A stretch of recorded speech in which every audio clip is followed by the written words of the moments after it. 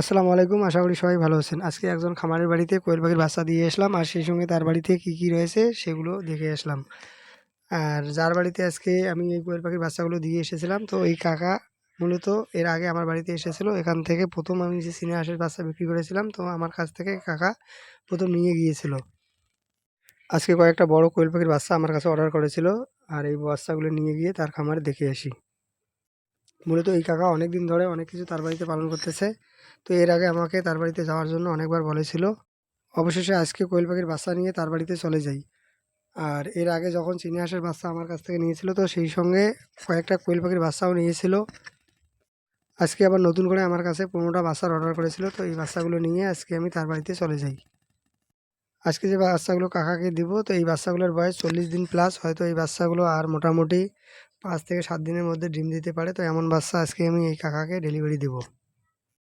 আগে থেকে যেহেতু তার বাড়িতে কয়েকটা কোয়েল পাখি রয়েছে, তো আমাকে বলতেছিল যে এখান থেকে বেশিরভাগ আমাকে মহিলা পাখি দেওয়ার জন্য। তো সেই হিসেবে আজকে এই ১৫টা পাখির মধ্যে আমি তাকে এখান থেকে ১২টার মতো মানে মহিলা পাখি দেই, আর ৩টে পুরুষ পাখি দেই। এর আগে আপনারা দেখেছিলেন যে আমি ২৫টা কোয়েল পাখির বাচ্চা ডেলিভারি দিয়েছিলাম।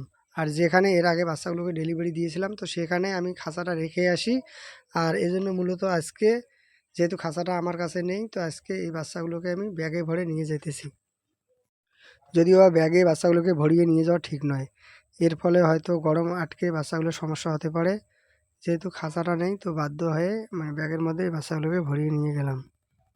আমার বাড়ি থেকে তার বাড়ির দূরত্ব অনুমানিক ১০ কিলোমিটারের মতো। তো এর জন্য আমাকে একটু তাড়াতাড়ি যেতে হবে। যেহেতু বাচ্চাগুলোকে ব্যাগে ভরিয়ে নিয়েছি, তো তাড়াতাড়ি যদি না যাই, তো সেক্ষেত্রে হয়তো বাচ্চাগুলোর সমস্যা হতে পারে। তো এর জন্য চেষ্টা করব যত তাড়াতাড়ি পারি তো তার বাড়িতে এই বাচ্চাগুলো নিয়ে পৌঁছানোর জন্য। রাস্তার মধ্যে কোথাও আর দেরি করলাম না। যেহেতু বাচ্চাগুলোকে ব্যাগের মধ্যে ভরিয়ে নিয়েছি, আর এই বাচ্চাগুলোকে যদি দীর্ঘক্ষণ ব্যাগের মধ্যে আটকিয়ে রাখি, তাহলে এই বাচ্চাগুলোর সমস্যা হতে পারে।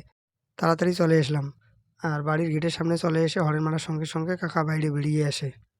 এরপর আমাকে কাকা তার বাড়ির ভিতরে নিয়ে যায়। আর বাড়ির ভিতরে গিয়ে আমি দেখি একটা কাকার বাড়িতে অনেক কিছু রয়েছে। তো আগে থেকে যেহেতু তার বাড়িতে আসিনি, তো বুঝতে পারিনি যে তার বাড়িতে কী রয়েছে।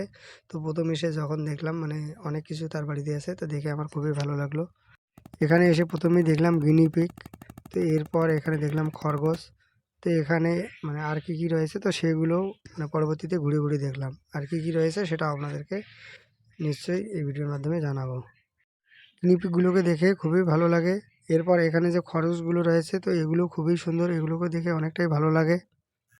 এরপর এখানে দেখলাম জাভা আর বদ্রির কলোনি। আর এই কলোনিটা খুবই সুন্দরভাবে বানিয়েছে, তো এটা দেখে খুবই ভালো লাগে। এখানে অনেকটাই মডেলিং করে যেহেতু এই কলোনিটাকে বানিয়েছে, তো এটা দেখে যে কেউরও ভালো লাগবে। আমারও এটা দেখে খুবই ভালো লেগেছে।